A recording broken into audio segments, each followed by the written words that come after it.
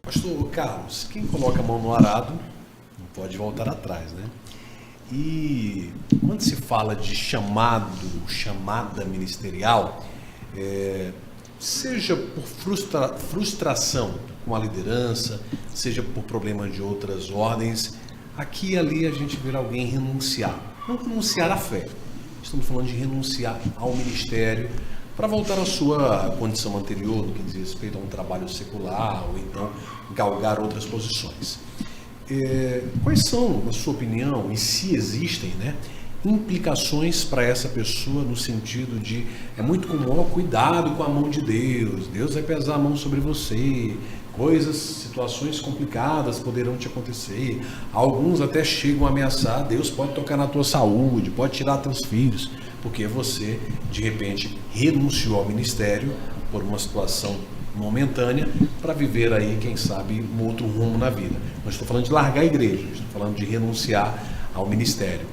O senhor, biblicamente falando, entende que há alguma implicação para essa pessoa? Sim, não, por quê? Não há nenhuma implicação. Nenhuma. Nós podemos acrescentar coisas que, por exemplo, eu não creio, definitivamente. Eu não creio em teologia da prosperidade, eu creio em trabalho e prosperidade. Eu não creio em triunfalismo, não creio. Eu não creio em teísmo aberto, não creio. E eu também, principalmente, não creio em confissão positiva. Esses mantras são algo que deturpam a palavra de Deus, em todos os sentidos possíveis. Se eu renuncio o ministério, diante de Deus, porque eu, como calvinista que sou, e o calvinista, pastor Luara, ele tem sempre aquela coisa, a soberania de Deus. E às vezes eu falo com muitos calvinistas que se precipitam demais com essa ideia de soberania de Deus, que na verdade eles não atribuem essa soberania de Deus. Porque se eu atribuo a soberania de Deus, eu entendo que Deus pode fazer tudo o que quiser. Até mesmo contrariar aquilo que nós erradamente entendemos como que Ele é soberano. Então, se eu não tenho a disposição ao exercício ministerial e eu renuncio, mas a palavra de Deus que aquele que coloca a mão no arado, mas volta atrás, o amor do Pai não está nele. Eu não posso me ater num texto isolado e criar conclusões sem abarcar todo o contexto. Não existe essa coisa de que Deus vai pesar a mão, ou de que Deus vai fazer aquilo, ou que Deus vai fechar as portas.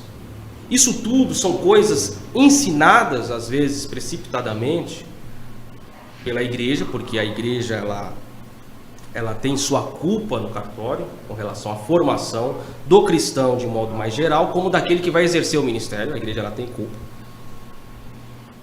E as pessoas acabam se atendo de uma forma tão, digamos, assustadora, que exercem o ministério sem capacidade, e aqueles mais afoitos, mas o Senhor é quem capacita. Não. Exemplo bíblico. Antes de Paulo, houve muitos discípulos, muitos, para citar 12 apenas mais importantes, que andaram lado a lado com Jesus. Mas nenhum desses 12 que andaram lado a lado, não que Jesus era um mau formador de obreiro, tá? Mas nenhum desses 12 discípulos que se formaram apóstolos, com exceção dos Iscariotes, obteve o mesmo sucesso e êxito que São Paulo apóstolo teve. No primeiro concílio de Jerusalém, quando Pedro queria agradar gregos e troianos, para usar palavras minhas, Paulo repreendeu Pedro, que andou lado a lado com Jesus. Mas nós temos que entender que Paulo se tornou grande missionário não porque Paulo era o mais bonito.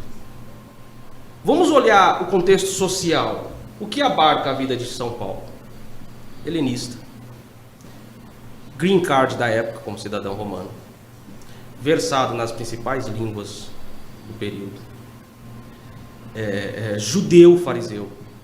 aos pés de Gamaliel, consequentemente aos pés de Hillel, da escola tradicional judaica liberal. Então nós observamos que Paulo não era uma pessoa despreparada.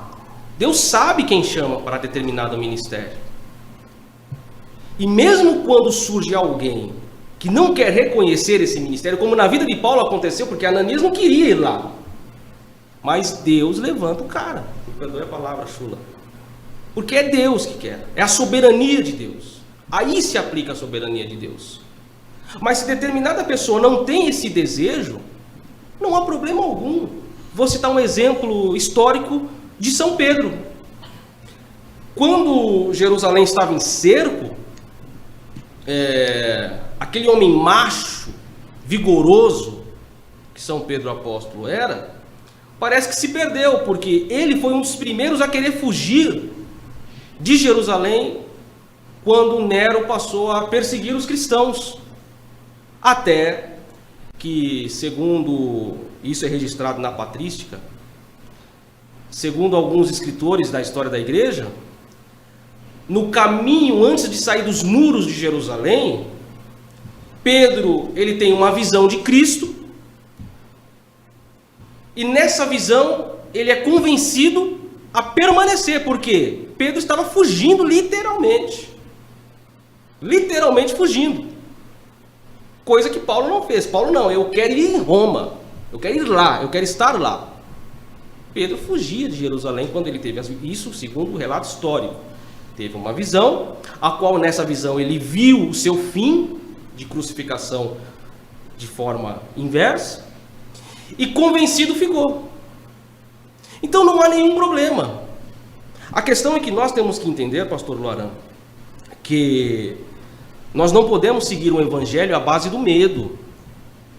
Tem pessoas que vão à igreja, que são evangélicos, isso a gente está aqui falando na questão mais de ministério, mas sincere também, que ela está ali por medo de ir para o inferno, que é totalmente diferente de estar por desejo de morar na eternidade. Por que isso acontece? Pela formação ministerial, pela formação como cristão, pela palavra que ela escuta nos cultos de domingo, pelos livros que ela lê, pela Bíblia que ela lê e às vezes não entende e vai buscar recursos em assuntos extra-bíblicos e entende, convencido que aquilo é fato, aplicam na sua vida. Eu até quero deixar uma mensagem aqui para os jovens e para todo aquele que quer exercer o ministério cristão, que se dedique ao estudo da palavra de Deus. Porém, antes de fazer uma faculdade de ciência da religião, de teologia, de filosofia, antes, eu até aconselhei um jovem no item em março, quando estive aqui, ele me procurou e disse que tinha desejo de estudar, e eu aconselhei, falei, rapaz, quantos anos você tem? Tenho X anos, certo. Você tem cabeça boa? Sua cabeça está boa? Você tem uma cabeça legal? Tá tranquilo, ótimo. Faz um concurso. Hoje nós temos facilidades para estudar. É tão simples, é só você querer entrar numa universidade. Aprenda grego, aprenda hebraico, domine as línguas originais. E aí depois que você tiver craque em grego, em hebraico, nas línguas originais, aí você entra para a teologia. Aí você vai entender de fato o que a palavra de Deus está dizendo para você. Porque é muito superficial. E às vezes, pastor Luaran, o problema não está também nem tanto na nossa leitura.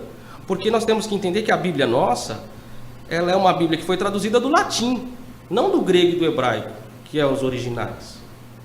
Então, quando eu leio a palavra de Deus, nós estávamos ontem discutindo uma situação de um amigo que ele iria trazer a mensagem e ele estava com duas Bíblias. Numa Bíblia ele leu o texto apresentou um sentido, na outra Bíblia o mesmo texto apresentou um sentido completamente diferente. Se eu não busco nos originais, eu acabo errando. Mas o senhor não acha que nesse ponto, permita-me, né, com muito respeito, eu sei que o senhor é um estudante da palavra, um teólogo, e pela sua fala acredito que também um estudante de outras línguas, dos originais, do grego, do hebraico, mas para o crente comum que não tem esse acesso, que é 99%, não se torna complicado pensar em que se eu não tiver um conhecimento do grego, do hebraico, eu não vou conseguir compreender a palavra em sua totalidade? Você não acha que se a gente pensar dessa forma, vamos ficar muito restritivo a esse entendimento? Eu entendo, pastor Loran, e concordo. É claro. Porque senão, pastor, desculpa, porque senão aí, de repente, o meu medo é que muita gente se torne cético ao que lê. Sim. Ela lê algo na Bíblia, não, mas será se isso realmente é? Porque será se diz, o grego diz isso, o hebraico diz isso? Sim. Porque aqui é uma tradução do latim. Eu não acho que isso não pode bagunçar um pouco a cabeça das pessoas? Aí que está, pastor Loran. É por isso que é um tanto bem complicado. O pastor, ele fala bem acertadamente a questão. De fato causa sim, até por uma questão cultural. Para nós, no Brasil, nós não podemos comparar as culturas. Os Estados Unidos é normal. Hoje você se forma em teologia, você faz o bacharel, você faz o mestrado. Se você quer fazer o doutorado, você tem que sair do Brasil, porque não há aqui, pelo menos por enquanto. É complicado, realmente é complicado. E aí eu retorno, respondendo a pergunta, a questão do bloco anterior, do investimento que a igreja está disposta a fazer para dar esse acesso, para condicionar o seu obreiro, para condicionar o seu membro, para condicionar aquele que oferta, dizima, contribui, constrói, organiza, trabalha de fato, para que essa pessoa tenha acesso. É por isso que há implicações no ministério, porque existe uma questão de investimento, existe uma questão de predisposição, existe uma questão de desejo que as pessoas aprendam de fato a verdade, porque o pastor citou um assunto muito interessante, que é a questão do ceticismo. O ceticismo, ele é bom quando ele é controlado, porque o ceticismo, ele nos faz buscar a verdade cada vez mais. Agora eu tenho que ter um preparo. É por isso que eu perguntei para o rapaz, quando eu estive aqui, você tem uma cabeça boa? Não tem como comparar, é claro, evidentemente, cabeças com cabeças. Cada cabeça tem um universo. Se tem uma cabeça boa? Se tem, eu faria isso. Agora, sem o ceticismo, e ao invés, vamos substituir, que é o que mais acontece. Eu tiro o ceticismo e coloco uma coisa que é muito perigosa, o biblicismo, que é aquela pessoa que tudo é Bíblia literalmente, que é o que mais acontece, que é o que mais se tem, que é a pessoa que fala que aquele que lançou a mão do arado e deixa, o amor do Pai não está nele, sem contexto. Então é muito perigoso. Então, quando eu sou munido de boa informação, quando eu sou munido de referenciais plausíveis, a condição de eu exercer um ministério mais eficaz, ela é maior. Eu vou ter mais prazer. Não, hoje eu vou no culto domingo e eu sei que eu vou ouvir uma mensagem racional, bíblica, que vai causar um impacto na minha vida, porque o que é verdade? A gente pode usar muitas coisas como verdade, mas uma das características da verdade é o impacto que ela causa naquele que a ouve, como no mito da caverna. A pessoa, ela traz uma informação, uma verdade, e acaba morrendo porque aquela verdade ela foi tão impactante que lhe causou a morte. É aquele ditado que a verdade dói, né? Então eu entendo que é necessário ter esse investimento e afirmo, concluindo a minha fala, que se nós nos atermos a essas questões pequenas, a gente consegue evoluir muito, evoluir demais. Eu vou apenas colocar uma observação, pastor Loran, viaja o Brasil, pastor Wanderley Gomes, eu às vezes, quando tenho oportunidade, eu confesso, pastor Loran já viajou bastante, sabe disso, que existem muitas igrejas no nosso país, mas por mais que existem problemas, a igreja aqui em Imperatriz, eu conheço Imperatriz desde 2014 que frequento, se a gente comparar com outras cidades, ela está muito à frente, inclusive que grandes capitais.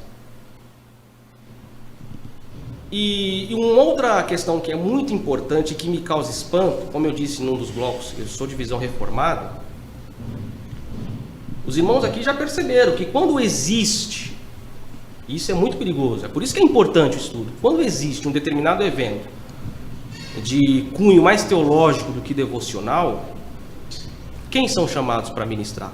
Pregadores reformados. Mas por que eu, de uma confissão, se é que eu posso usar o termo confissão nesse atributo, pentecostal, por que eu dessa confissão num estudo teológico, ou eu recorro a ministrantes reformados? Sendo que na igreja pentecostal eu posso condicionar e preparar estudantes racionais pensantes para serem esses pregadores, ao invés de recorrer a reformados. Diferentemente de igrejas de confissão reformada, que não recorrem a pregadores pentecostais. Por que existe isso? Já observaram? Então é fundamental nós estudarmos e a questão... Responda então por que é. É necessário justamente para que nós possamos nos libertar de algumas ideias, filosofias, sincretismos, pensamentos equivocados que a igreja, de um modo geral, hoje tem colocado nos seus membros, limitando, trazendo ao invés de libertação, crenças limitantes. O biblicismo, por exemplo, a ênfase maior na experiência, porque não é a experiência que eu tenho. Por exemplo, eu tenho uma experiência, eu vou pegar, de linguagem mais chula, eu vou pegar essa experiência e vou, deixá-la uma experiência verídica à luz da Bíblia. Eu vou fazer com que a minha experiência se enquadre na Bíblia. Não, está errado. Eu tenho que fazer o contrário. Eu tenho que ver se a palavra de Deus, se a minha experiência, ela está pautada na palavra de Deus. Eu não posso dar mais ênfase à experiência.